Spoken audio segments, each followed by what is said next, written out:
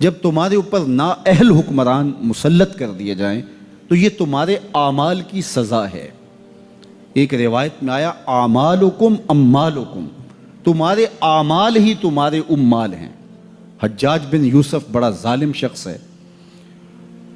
حضرت حسن بصری رضی اللہ تعالیٰ عنہ فرماتے ہیں پچھلی امت کے لوگ اپنے سارے ظالم اکٹھے کر کے لے آئیں اور ایک پلڑے میں رکھ دیں، تو دوسرے پلڑے میں ہم حجاج بن یوسف کو رکھ دیں تو ہمارا پلڑا پھر بھی بھاری ہوگا۔ 70,000 لوگ اس نے اپنے ہاتھوں سے قتل کیے، 90,000 لوگ اس کے حکم سے کٹے ہیں۔ بصرے کا ظالم ترین حکمران حجاج بن یوسف۔ لیکن کچھ لوگ تھے کہ جو اس کے سامنے بھی حق بات کر لیتے تھے، اگرچہ وہ بہت سخت تھا اور بات بات پہ گردن کاٹتا تھا۔ کہتے ہیں بصرے میں ایک فقیر آ گیا تو حجاج بن یوسف نے اسے بلایا اور کہا کہ میرے لیے کوئی وظیفہ بتائیے۔ تو اس نے کہا کہ تمہارے لیے بہترین وظیفہ یہ ہے کہ تم دوپہر تک سوئے رہا کرو۔ اس نے کہا یہ عجیب وظیفہ ہے۔ کہا ہاں یہ تیرے حق میں اور امت کے حق میں بہتر وظیفہ ہے۔ کہا وہ کیسے؟ کہا تم دوپہر تک سوئے رہو گے تو اس کا نتیجہ یہ ہوگا کہ لوگ تیرے ظلم سے بچے رہیں گے اور تیرے بھی نامہ اعمال کے اندر گناہ کم درج ہوں گے، اس لیے تیرے لیے بہترین وظیفہ ہے کہ تو دوپہر تک سویا رہے۔ حضرت شیخ سعدی شیرازی فرماتے ہیں جس کے جاگنے سے اس کا سونا بہتر ہو، اس کے جینے سے اس کا مرنا بہتر ہوتا ہے۔ بدترین حکمران بصرے کا، انسانوں کا قاتل، بات بات پہ گردن کٹوا دینے والا۔ کسی نے کہا حجاج اگر تو بچہ تھا، اس وقت تیری عمر اتنی زیادہ نہیں تھی، لیکن تو نے دور عمر تو دیکھا ہوا ہے، تو اتنا ظالمانہ انداز کیوں اختیار کیے ہوئے؟ تو حضرت عمر جیسا حکمران کیوں نہیں بن جاتا؟ تو جو حجاج نے جواب دیا وہ سنیے، 2 لفظ اس نے جواب دیا، تبازروا اتعمر لکم، تم ابو ذر غفاری جیسی رعایا بن جاؤ، میں عمر جیسا حکمران بن جاتا ہوں۔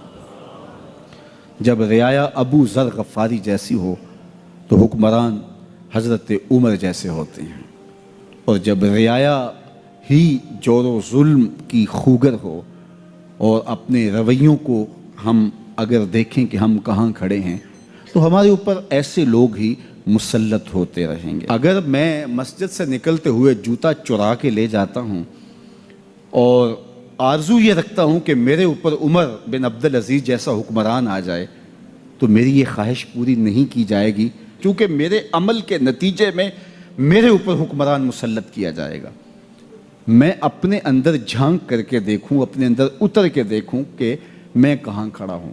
میں اگر یہ دیکھتا ہوں کہ میرے اوپر بدترین حکمران مسلط کر دیے گئے ہیں جو ملک کو دونوں ہاتھوں سے لوٹ رہے ہیں، ملک کے وسائل کو چاٹ رہے ہیں، تو میں خود دیکھوں کہ میں کہاں کھڑا ہوں۔ انسان جب کوئی اچھی بات سنتا ہے تو انسان کی فطرت ہے کہ وہ آگے منتقل کرتا ہے۔ آج کل وہ شیئر کر دیتے ہیں نا، جو بات آئے تو آپ اس کو آگے بڑھاتے ہیں، دوستوں میں شیئر کر دیتے ہیں۔ تو یہ انسان کی فطرت سے افواہیں بھی اس لیے پھیلتی ہیں کہ جو بھی بات آپ سنتے ہیں فوری آپ کی کوشش ہوتی ہے کہ یہ سب سے پہلے دوستوں کو میں ہی بتاؤں۔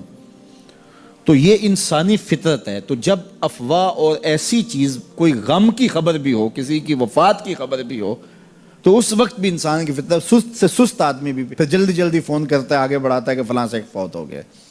تو چونکہ یہ فطرت ہے، بات کو آگے بڑھانے کا شوق ہے انسان کے اندر رکھا ہے، اس سے چیزیں پھیلتی ہیں۔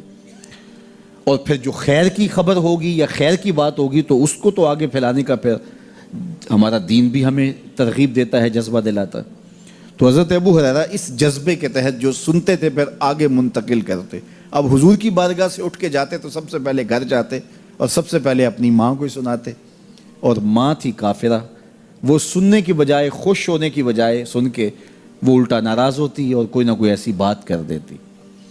سید ابو ہریرہ سے گوارا نہ ہوتا۔ ایک دن انہوں نے کوئی ایسی بات کر دی کہ حضرت سیدنا ابو ہریرہ رضی اللہ تعالیٰ عنہ نے فیصلہ کر لیا کہ آج ماں کو چھوڑ دینا ہے، کیونکہ میں یہ گوارا نہیں کرتا کہ میرے آقا کے بارے میں کوئی ایسا جملہ کوئی بولے۔ اور تھی گھر میں ماں ہی، بھائی بھی کوئی نہیں تھا، بہن بھی کوئی نہیں تھی، باپ بھی فوت ہو گئے تھے، شادی بھی نہیں ہوئی تھی۔ تو ماں ہی ماں گھر میں، اور ماں اور بیٹا اکٹھے رہتے ہوں تو پھر محبت بھی مثالی ہوتی ہے. تو اب ماں ہی ایک رشتہ ہے مادی دنیا کے اوپر. تو حضرت ابو ہریرہ رضی اللہ تعالیٰ عنہ نے فیصلہ کر لیا کہ چھوڑ دینا. چھوڑ کے گھر سے نکلے، لیکن دل ڈوب رہا ہے کہ ایک ہی تو رشتہ تھا، وہ بھی گیا. افسردہ ہے، حضور کی خدمت میں پہنچے. دل و قلب و نگاہ کے مرشد اولین نے ابو ہریرہ کی اداسی دیکھی تو فرمایا ابو ہریرہ کیا بات ہے؟ تو حضرت ابو ہریرہ جس طرح بندہ پھٹ نہیں پڑتا، تو عرض کی حضور میری ماں کی ہدایت کی دعا کر دیجئے. ساری کہانی 2 لفظوں میں بیان کر دی، میری ماں کی ہدایت کی دعا کر دیجئے. حضور نے نہیں پوچھا کیا ہوا، کیا ماجرا ہوا، فوراً ہاتھ اٹھ گئے. اور لفظ کیا تھے؟ اللہم اہد ام ابی ہریرہ تھا، اے اللہ ابو ہریرہ کی ماں کو ہدایت دے دے. ادھر انہوں نے بے چینی سے یہ بات کہی، ادھر حضور کے ہاتھ اٹھے. پھر ان اٹھے ہوئے ہاتھوں کو خالی تو موڑا ہی نہیں جاتا. اجابت کا صحرا عنایت کا جوڑا، دلہن بن کے نکلی دعائے محمد صلی اللہ علیہ وسلم. تو حضور علیہ السلام نے ہاتھ اٹھا دی، حضرت ابو ہریرہ نے دوڑ لگا دی. کسی نے پوچھا ابو ہریرہ آج بڑی جلدی ہے؟ کہا آج ہی تو دیکھنا چاہتا ہوں گھر پہلے میں پہنچتا ہوں یا حضور کی دعا پہلے پہنچتی. جا کے دروازے کو دستک دی، اندر پانی کے کھنکنے کی آواز آ رہی تھی جس طرح کوئی غسل کر رہا ہو. آواز دی تو آواز آئی، بیٹا ابو ہریرہ ٹھہرو. میں بھی آئی. کہا لہجے سے سمجھ گیا اس میں محمد عربی کی دعا بول رہی ہے. تھوڑی دیر کے بعد میری ماں آئی، تازہ آثار وضو سے اور غسل کی وجہ سے ان کے جو ہے وہ بالوں سے قطرے ٹپک رہے تھے اور لبوں پر میرے حضور کا کلمہ جاری تھا. اللہ اکبر. سیدنا ابو ہریرہ تیرے مقدر پہ قربان.